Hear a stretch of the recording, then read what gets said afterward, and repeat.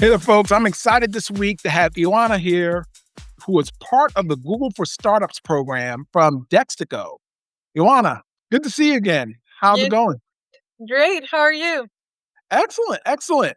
So I know we met recently on LinkedIn, and what intrigued me about what you were doing was a lot of work in AI using Google Cloud Services. So just tell us a little bit about your background and some of the things you're working on.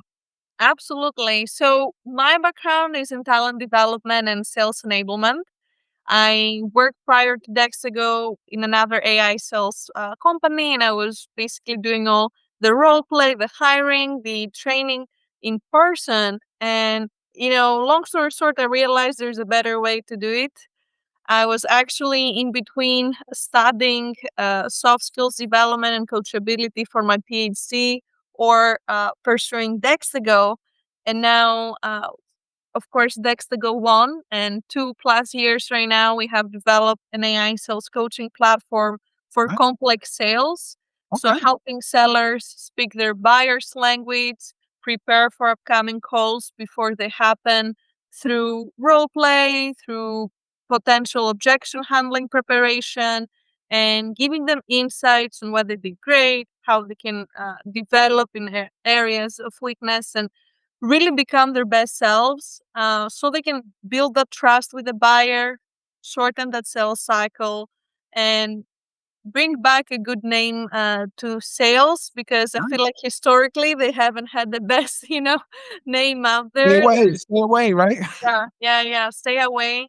And especially nowadays, with all the noise in the market, it's really hard to build that trusted relationship with a buyer. So I think the timing is perfect. We're really in such a pivotal moment in the market, and AI allows us, specifically Gen AI, allows us to do that coaching at scale in a very personalized way, putting that learner, that seller, in the middle of the experience.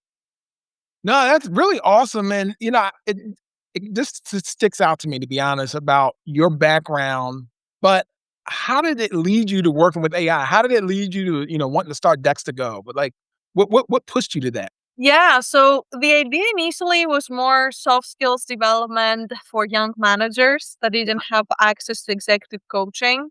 Got it. And so the idea was that, hey, we need to develop these skills before entering the workplace. So we wanted to go to education, to academia, and say, hey, would you be basically willing to pay for this to train Mhm. young graduates so we can decrease the skills gap?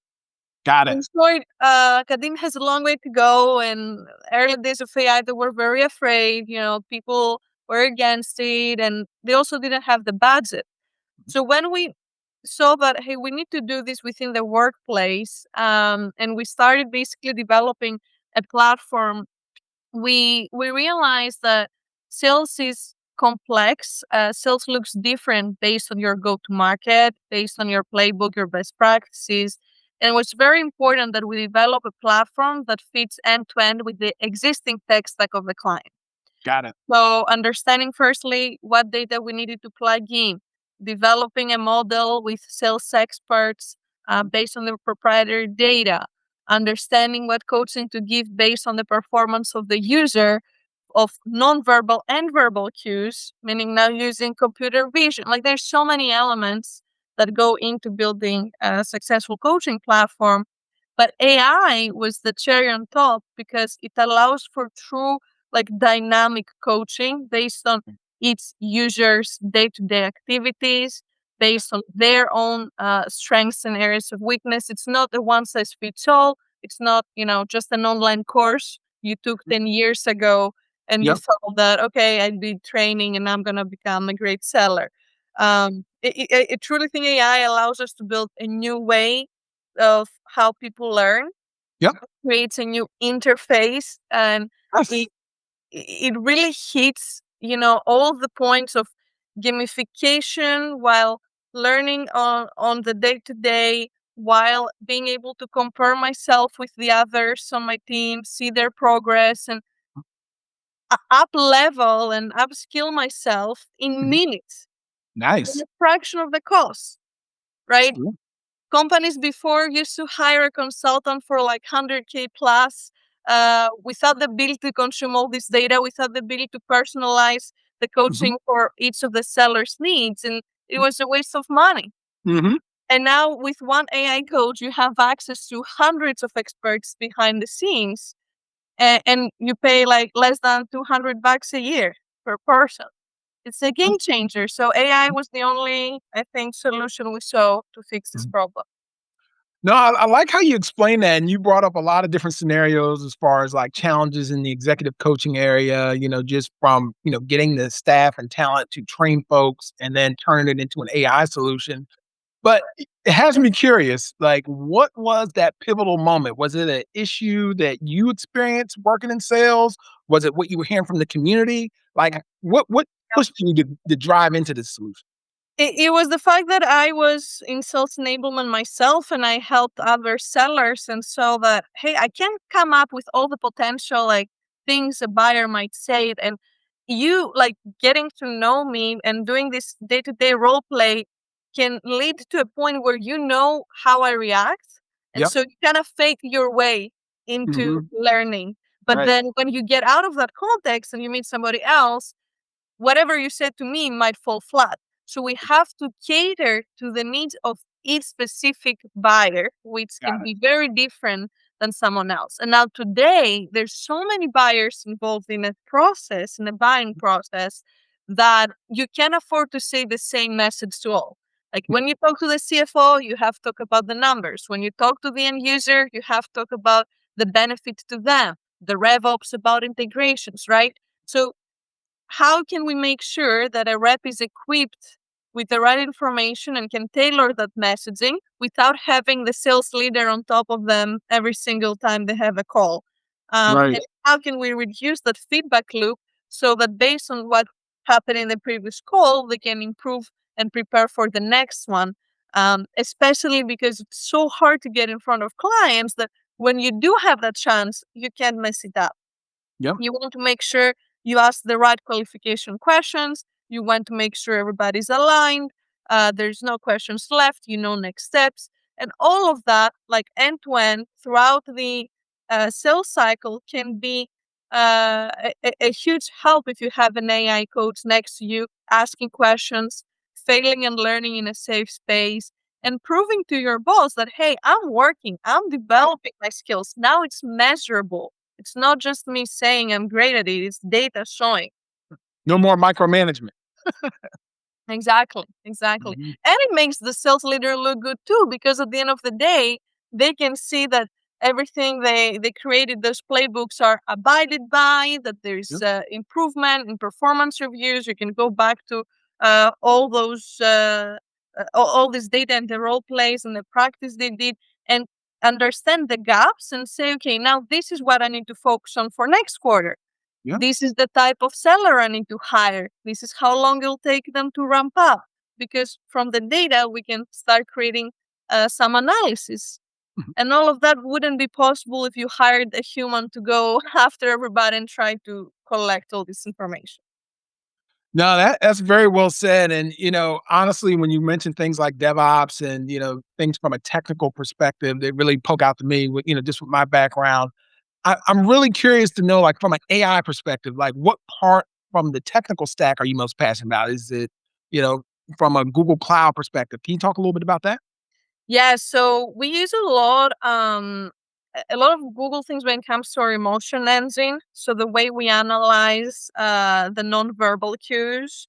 Nice. We call it Eve, emotion video engine. Nice. And I we, like it. yeah, understanding, for instance, the temperature, right? Like how you're speaking, how's your tone? Are you direct, indirect, your eye contact, your pace? There's so much that you can understand from these nonverbals, Mhm. especially in sales, and understanding like the content also, like are you speaking about positive things, negative things, for an AI algorithm is very important to understand that context in order Yep. to give the right coaching. So I'm really excited about that. I'm really excited about um also how fast the models are improving, Oh, yeah. right? Like Mhm. 2 years ago till today, I mean, Crazy.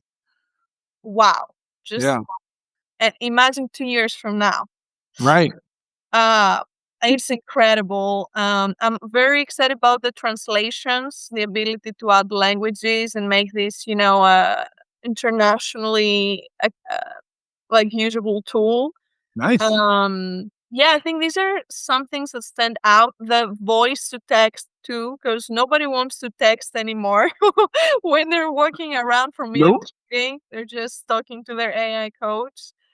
Yeah, What about agents? What's your thoughts on that? That's a big, yeah. buzzword these days, and there's a lot talking, a lot of companies are talking about, including Google. What's your thoughts there? Yeah, I mean, our platform is also agentic itself. Behind the scenes, there is bunch of AI agents focused on certain workflows, certain sales methodologies, and sales processes, or taking data from your CRM, your calendar, things like that. I think it is definitely the future.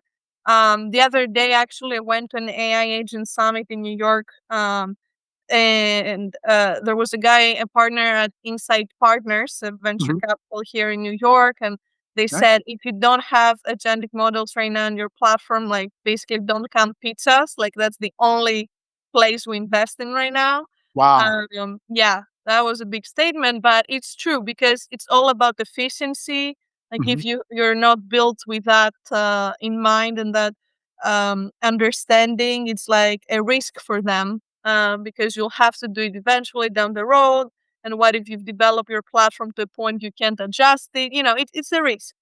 Mhm. So I definitely agree. I mean, it is the future. I see how much like better quality the coaching also has turned to become with this agentic model approach. Yep. Um, I also think there's just unlimited applications of agents, which makes it very exciting. Okay. I see a Mhm. new tool every day and a new approach to using agents, and it's fascinating. I think we really just started understanding what they can do. We're very much at the beginning of this. No, I totally agree, and there's a lot of announcements, like I said, every week. It's hard to keep up with them. I try to play with new things. I've been to a lot of different AI events this year already, and, one thing that sticks out to me is I know none of this is free, right? No, or it all cost money, right? So, I'm curious to know, like, what are some of the biggest challenges for you in building this out? Is it cost? Like, how would you explain some of your biggest challenges? Yeah, I would say for sure cost is a big issue right now. And the way we are avoiding it is by just building our own model and tapping into our own knowledge, not, Okay. hitting other LLMs for every single query, Yeah. which also requires a lot of data. And that's Mhm. why we're working with others, like other sales experts that have developed already tons of courses and they have big knowledge bases. It's not us trying to create all that from zero. Mhm. And I think the other point is just the talent itself. Talent that really understands how to use LLMs, how to create good, orchestrators and inference models and all these things to also be able to explain to the AI, what are the potential things the user might do? Because everybody uses an LLM differently. Like your words will be different, your queries Mhm. will be different, your prompts will be different. So, how can you make the AI smart enough to Right. understand what you're trying to say? Yeah. And I think, of course, bigger companies have Mhm. bigger budgets, and so it's very hard to compete with that. But Mhm. as a founder, it's about creating that mission that excites others to come and work with us for achieving our goals. And it's not always about money; it's about the ability for them to also build a career Mm. much faster than if you went for a big company. But definitely, yeah, these two, talent and cost, are things that no matter the industry right now, I think everybody's trying to figure out as they implement AI. No, I love that response because it also brings me to another question, of course, about you're talking about careers and you're talking about helping finding the right talent. That what does that look like from a future for your specific, use case with the area you're working in? Like, what do you think that looks like? Mm. So Within sales, there's two fundamental things happening. You might have seen different AI SDR tools. These are the tools that automate outreach, right? There is a big conversation around SDRs becoming AEs, account executives, and then frontline managers becoming VPs and CXOs. Yep. Because when you have AI doing, the low value tasks, let's say, and you can spend instead of like 20% of your time now 80% of your time on the strategic initiatives, Nice. there is a big element of, hey, now we need to develop other skills. It's not just about the doing, it's about the thinking and the critical thinking, the strategic thinking. And so the talent that is being sought after right now in these spaces is very much that. It's Hmm. people that understand, the data, can read the data, but can implement the strategy around that. Got it. And I think it's something that you develop, of course, as you go up the ladder. But if you're in a younger, like in a more junior role, and you want to develop these skills and you're not given that opportunity at work, do it as a project, do it on your own. Like ask ChatGPT to give you a bunch of data and try to come up with that strategy. Hmm. Prepare yourself. Think like a CEO, right? Like, Yeah. what would I do if I was in that position? That's what people are looking for. An employee that can think as a like shareholder. Yeah. And engineers too, right? It's not just about coding anymore when ChatGPT can help you with that. It's about understanding what we do with that code. How can we do it smarter, faster? What's the impact on the end user? So I really see a shift, and I think we need to do a better job also as employers in explaining that to the employees and giving them an understanding on, hey, I have that expectation that you start thinking, let's say about the impact to the user, but giving them the path to that, like explaining why you do things, right? Like we need to add this new feature because it will have that impact. So now you lead by example and they can start thinking like that. Yeah. Hmm. No, and that's, you mentioned a lot of keywords there. You're talking about CEOs, strategies, investors, things of that nature.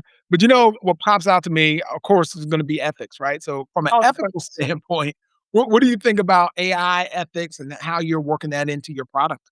Yeah, it's such a huge topic. We see now more and more companies have ethic boards Yeah. around AI. I think that's key. I think representation overall is key because Hmm. you can't expect AI that's not built by diverse people to be able to cater to diverse group of people. Yeah. So, in fact, the other day I posted a picture of our product team. We all come from a different country, Hmm. different ethnicity, different languages. Like it's insane. Like I think we made it a point of overall as a company to be very diverse, but specifically in product, I Hmm. think you need that. And a tool like us that uses video, you might have people from Africa to Europe to everywhere. Like they have different facial expressions, Yep. different, localization is needed. So making sure that you're ethical around these things, making sure you're transparent about these things. And like we talked last time about, the certificates and the policies, that's more of like the technical component, but the communication component on, hey, this is what we did internally. That's why we believe in it. That's how we help our clients. This is also equally important Hmm. because I see a lot of tech companies that do everything on the background, but are not doing a good job in communicating to the end user. Right. No, so true. And communicating to the end user, like how these products are built and who is building them, right? Not just the technical stuff, but like I said, but who's the ones behind it. It is key. I mean, folks do want to see that and are interested in it. And on the side note, when I think about and here's a fun question for you. When you're looking at AI in general, right? You're thinking Mm, about all these different industries, you're in the sales enablement side. Like, personally to you, like, what yeah. excites you about where it's going in the next few years? Like, what are some things you'd like to see? Mm. I'm very excited about AI in mental health and health overall. There's tremendous, studies right now about longevity. I mean, they are able to figure out your aging cells and Mhm. cancer and so much. It's fascinating. Definitely far away from what I do, but as a citizen, let's say, I'm curious about it because it will change a lot. I mean, if the average age is, let's say, 100 years, and Oh, you have a second career, that right. changes a lot. That impacts enablement, that impacts training. So I think a lot about that. And I really am interested also in the combination of AI and VR, Okay. right? Mm-hmm. I definitely follow some of that, follow some of the robotics initiatives. There's so much. I mean, all these algorithms embedded in, you know, cars, in robots. It's just going to be the future. Mm-hmm. So unless we build a good infrastructure and ensure that, to your point, these algorithms speak in an ethical way, can Right. you imagine having a robot that you buy to clean your house and speaking to you in a manner that's not appropriate? Right. We don't So want true. Yeah, it's cool and scary at the same time. I'm a big tech geek. I like a lot of cool gadgets, and I got a different bunch of different VR headsets stuff. And it's cool, but like you said, at the same time, when you think about an actual robot giving commands, that is wild to think that we're headed down that path. But you could definitely see it happening, and it is happening as we speak. So, a question I have, and this is interesting. I'm thinking for the listeners out there who are going to be hearing this for the first time, and they haven't made that decision yet to say, "Hey, maybe AI isn't for me, or maybe it is for me." Like, what advice would you give to someone who's looking to get into the industry, wants to Yeah. learn more about it? What would you suggest? Yeah, and it really depends. We're talking about, technical or just someone that wants to learn how to apply AI. I think you need to understand what are the different applications, first of all. Mhm. Uh, I mean, first of all, you cannot limit yourself, because even if you're non-technical right now, there's tools out there you can speak to and they can make you a website using AI on the backend, Yep. right? So don't be afraid. Explore more as, an adventure rather than, oh my god, what's gonna happen, the robot will come kill me. First, have a good mindset, and Right. secondly, there's a bunch of free resources out there, from online courses, from LinkedIn Learning to Coursera, to just opening ChatGPT and asking it questions, Yeah. understanding how things work, and where you would be mostly interested in. Like, do you care about law? Well, figure out how AI is being used right now to automate different forms. Mm. Mhm. Speak to a lawyer that already uses it. Are you interested in, let's say, marketing? Learn how AI is being used to give us analytics around the people we put our like advertising money against. Like, Yeah. start from that, and then focus on that niche and understand the different best practices and how you can be part of that. Is that because you want to work for another company that has an AI tool? Is it that you want to develop an AI tool? Do you want to be part of the policy side? There's so many ways to be involved. Mhm. And I think the best way to start is by joining a community of fellow people trying to explore this industry. No, I like that advice. Join the community out there, folks who, like I said, like-minded, who wanna learn. There's people at all different levels, as you were just talking about, in different areas, like where you wanna get plugged in, and whether very technical and so forth. So I like how you worded that. And then so lastly, I wanna ask you, now this is a tricky one for me too, is like, we were just talking about robots, right? And we're talking Mhm. about, ethics and things of that nature as well. But as far as just overall misconceptions, is there anything that you'd like to address about AI? Because right now it sounds like the cure all, but is it? Yes, yes, yes. My biggest one is that AI has emotions and it feels, and it just, yeah, a big misconception. I think we're very good at developing tools that sound humanoid, that they can use, our language, and they can understand certain emotions if you tell it that this is, the signs that someone feels that emotion, and that's why Mhm. it's being used in therapy and so on. But itself, it is not something that feels. It's just code 0110. And so, yeah, don't think you're speaking to a human. But I know it is a thin line, right? And my issue is sometimes, like, when I see tools that use those humanoid avatars, Mhm. is that, especially if we're talking about an audience of children, it's Mhm. really in my opinion, unethical in the way that it can really distort the reality, and it's bad Yeah. for their developmental means, because you sometimes cannot distinguish, am I talking to a real friend or just an avatar that is trained to act like my friend? So true, so true. And I've heard some crazy stories about situations like that, and I totally agree with that. Just especially age appropriate stuff. Just overall the conception of that. Hey, this is a real individual, and they're getting closer and closer. And then I think when you have that robot standing beside you in 4 or 5 years, you may you dress it up certain things. Who knows what people think? Yeah, it's honestly very scary, and I see it Hmm. in sales as well. I mean, we, especially after COVID, in a world that's so lonely, there's a loneliness epidemic. Yeah. Creating those avatars, replacing people, is not the way to go. I mean, I truly think there is an impact on society, and we need to think of the long term effects. Hmm. Because if I come in and my expectation is, instead of Mark, I speak to an avatar, and Hmm. there's no back and forth, and it's just a very structured conversation. When I Yep. go out in the field and I have a conversation with someone else, I won't be able to operate. I'll be awkward. I I will feel maybe threatened. So improving sometimes the digital world impacts negatively our relationship on the outside world, Hmm. and we So need to take that into account seriously. no, I totally agree. And you mentioned it earlier about, as far as the mental health and the AI and just healthcare in general is definitely interesting to see where that goes as well. Cause you're definitely going to need everything I believe to kind of keep up with each other.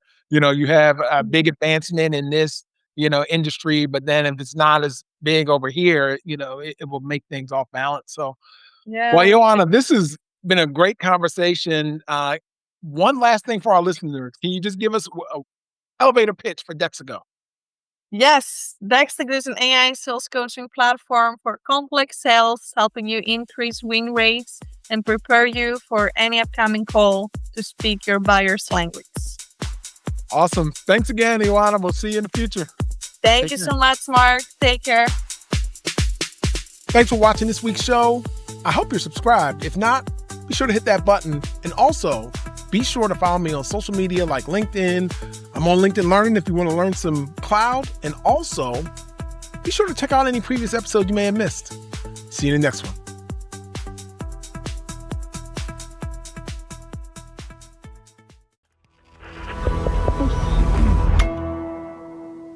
Resonate.